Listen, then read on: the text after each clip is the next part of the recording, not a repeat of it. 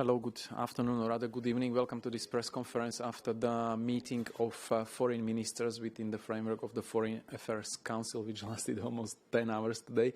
A High Representative will brief you about the outcome of the discussions, and then we will take a few questions. So first, High Representative, the floor is yours. Thank you, Peter. Thank you.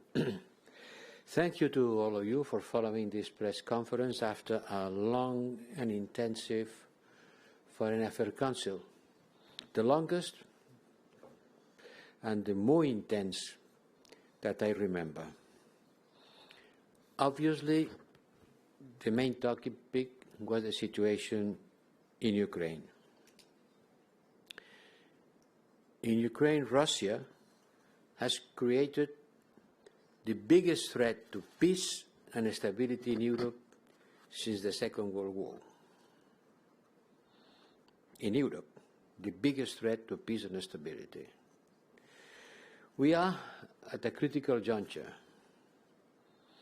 Everything we believe in, and it has been framing our lives, international rules, principle and progress achieved since the end of the Cold War, all that is being challenged. And we have condemned the Russian military build-up close to Ukraine, their increased ceasefire violations and provocations from the Russia-backed separatists in eastern Ukraine. We have also condemned actions, staged events, and information manipulation that are clearly aimed at creating a pretext for military escalations against Ukraine. It's a classical way of behaving. You create pretext for military escalations. We commend Ukraine for its restraint in face of this intimidation and violations of Minsk agreement and international law.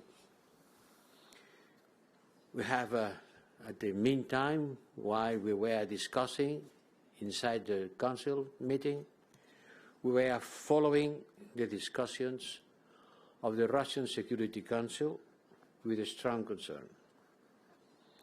We understand that the final decision has not been taken yet, and we call upon President Putin to respect international law and the Minsk agreements and expect him not to recognize the independence of Luhansk and Donetsk Oblast. And we are ready to react with a strong, united front in case he should decide to do so. We expect that he will not, but if he does, we will react with a strong and united front. Today we have had Foreign Minister Kuleba, and we have reaffirmed our unity, our resolve and solidarity with Ukraine, because the Ukrainian security is our security. And we will continue supporting Ukraine on all fronts. Today we have adopted formally the decision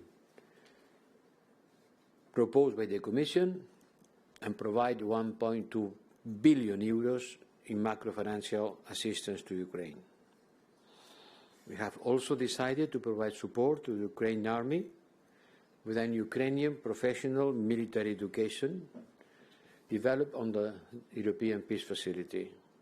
And we will increase our support against cyber attacks and countering disinformation. We will send a mission of experts to help Ukraine to face cyber attacks.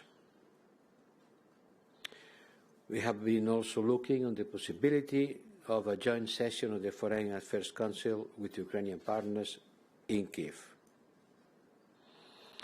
I want to confirm that our embassies and diplomatic missions remain open and fully operational, with the single exception of one country. All others remain at Kyiv. Their embassies are there, open and operational, 26 plus the European Union delegation. It will be soon 8 years since Russia invaded and illegally annexed Crimea. And I want to repeat once again that any further aggressions against Ukraine will have a strong answer from the European Union.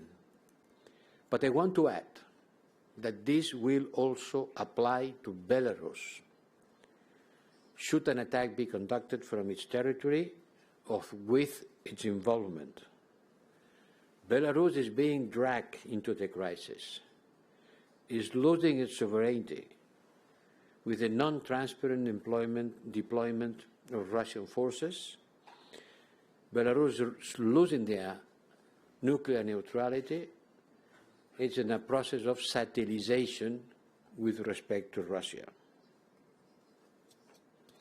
Now it's up to Russia, to the Russian leadership, to decide how they want to be seen by the international community and by history.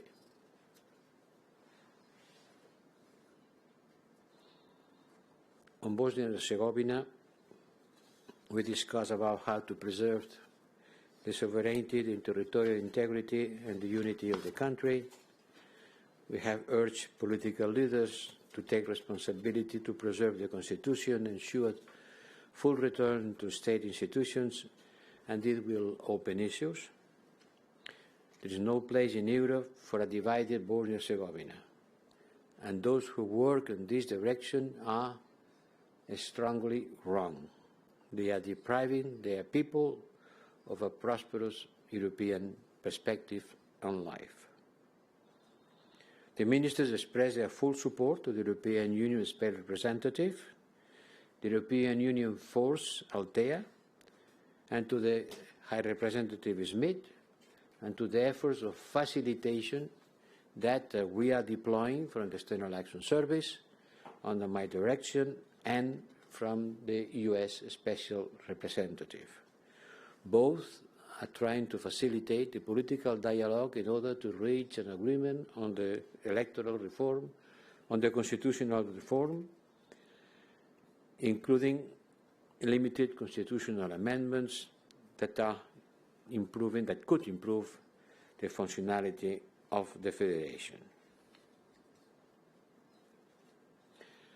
We are ready to use all the instruments available if the situation will require.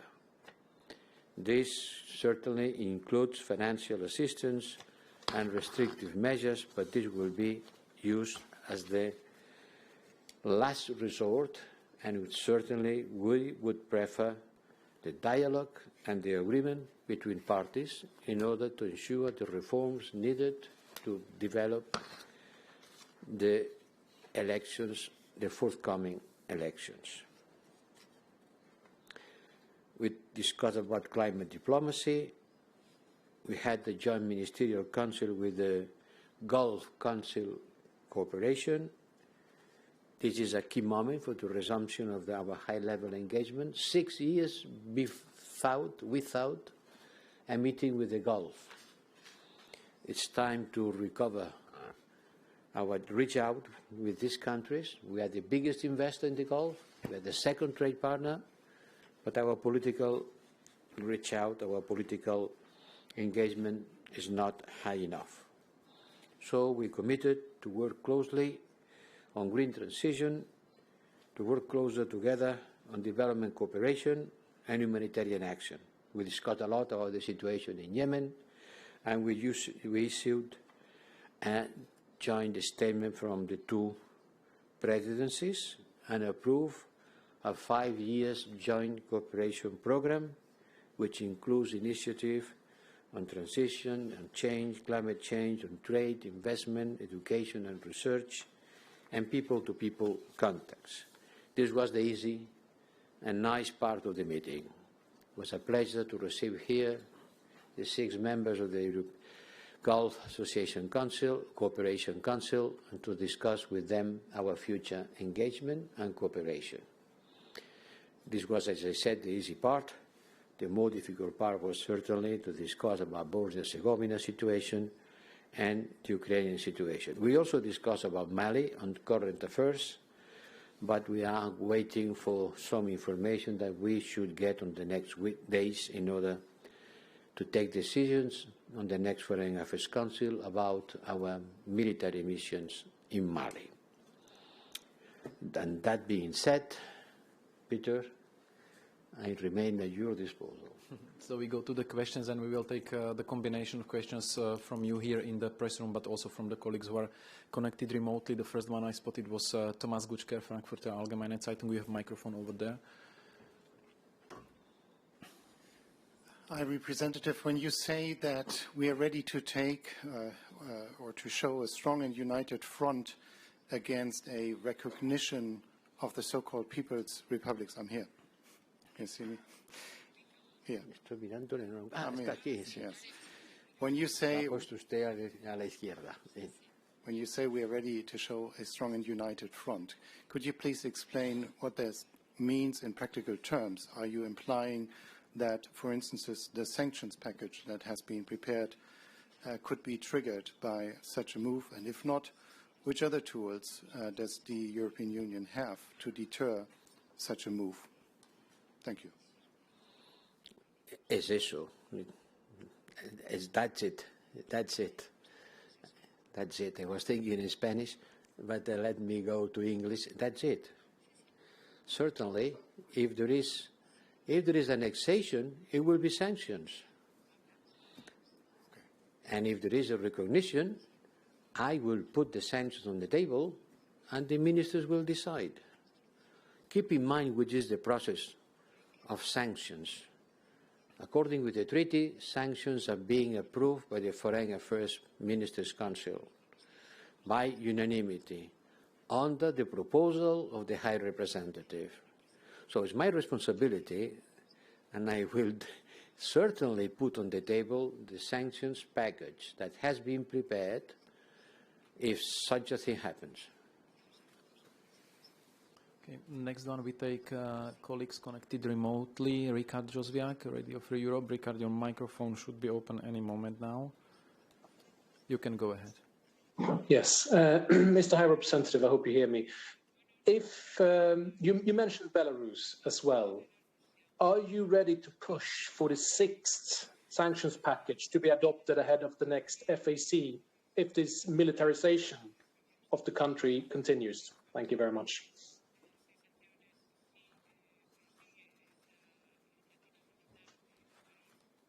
If Belarus is part of the aggression, if there is the participation of the Belarus territory or institutions, certainly yes. If there is a Russian aggression that takes place from the Belarusian soil, with the agreement, participation, and commitment of the Belarus, certainly Belarus will have to be sanctioned in equal step than Russia. Okay, thank you. Next question, Yuri. Go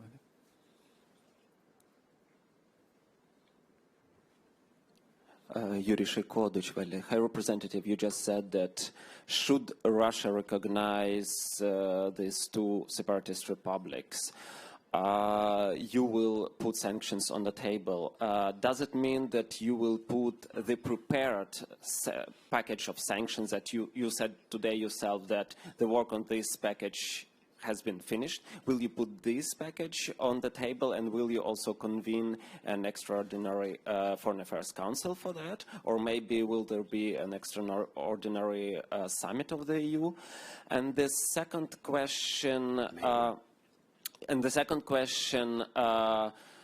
today, Ukrainian Minister Dmytro Kuleba has said that the best signal to Putin would be to provide Ukraine with the perspective of the EU membership.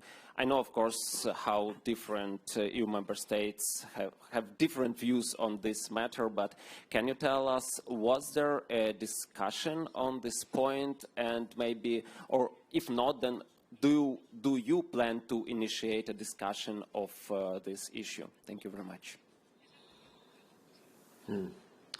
Well, I understand very well that for Ukraine, not from now, since ever, since independence, the European perspective has been a beacon,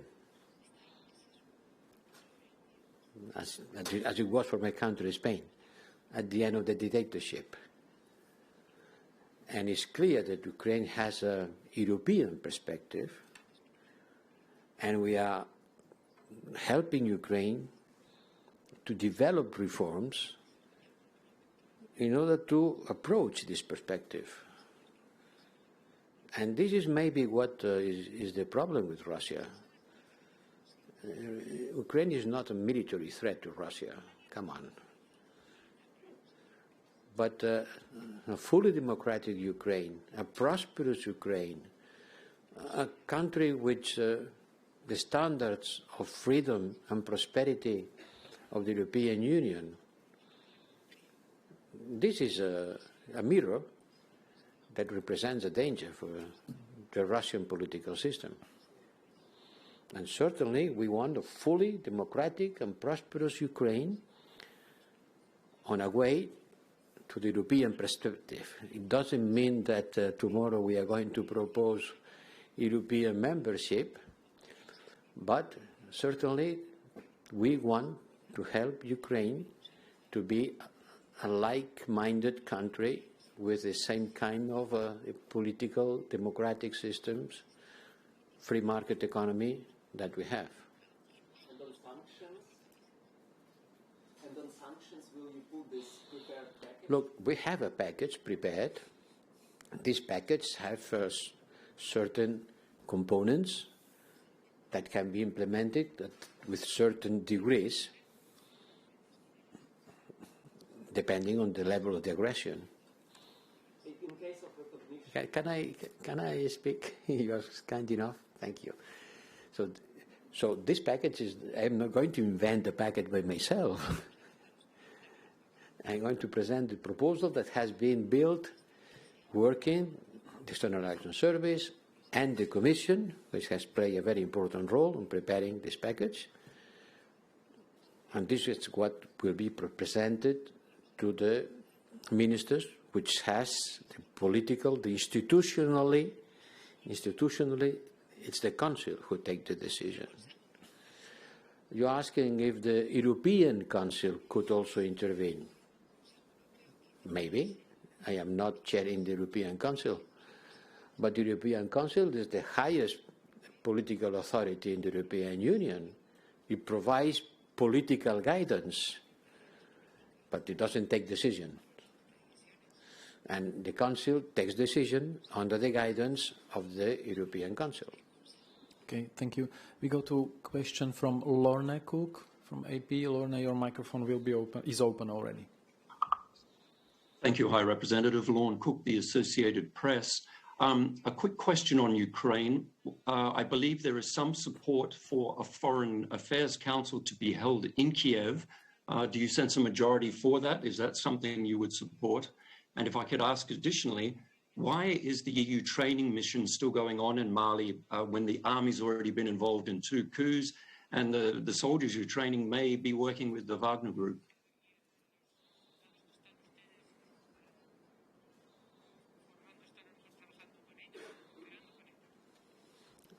Nobody talks about sending missions to Mali. Our missions are already in Mali.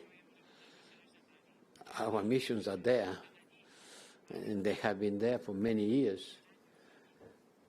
And the question is, should they continue? It will depend. It will depend on the conditions that the junta can offer us about the operation and what we are doing there, how the soldiers are going to be working with or without, in cooperation or without cooperation with the Russian mercenaries. Certainly, if they have to work in cooperation with the Russian mercenaries, no. By the time being, the missions are there. I am not saying anything about sending missions. The question is, should we continue?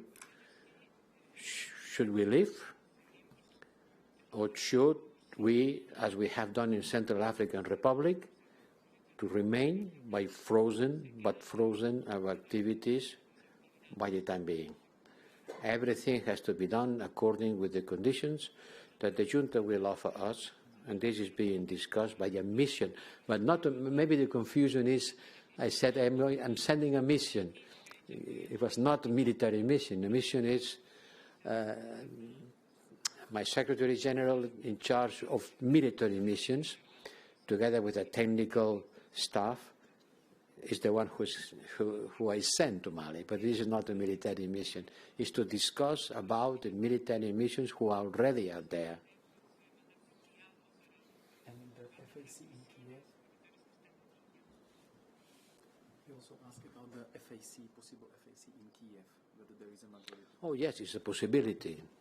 It's a possibility, but the circumstances maybe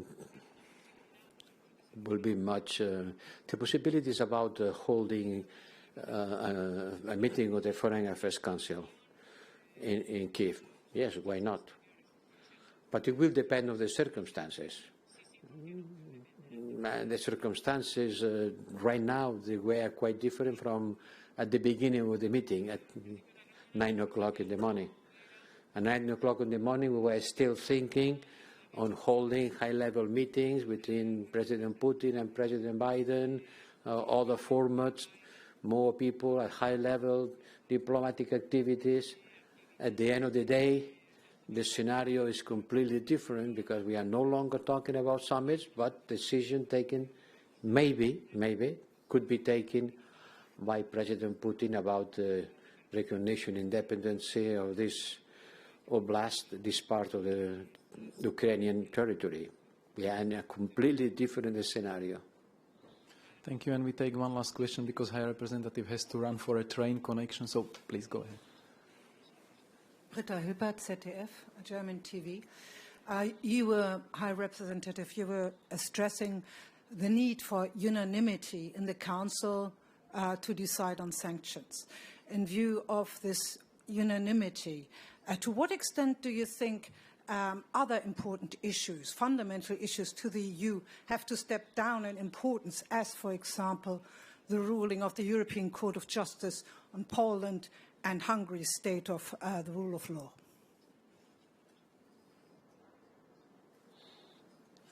No veo la relación. I don't see the connection. Question. I don't see the relationship between this sentence about the rule of law in Poland and what we are talking on the Ukrainian crisis, which would better say Russian crisis, but I don't I'm quite happy to elaborate. I don't see the report. I'm quite happy. You need unanimity, you said. There is countries in the EU Council who are not only of different opinion on Russia, maybe, but also on what the fundamental values of the EU are. And to ensure unanimity, I wonder to what extent it is necessary now to put these subjects aside.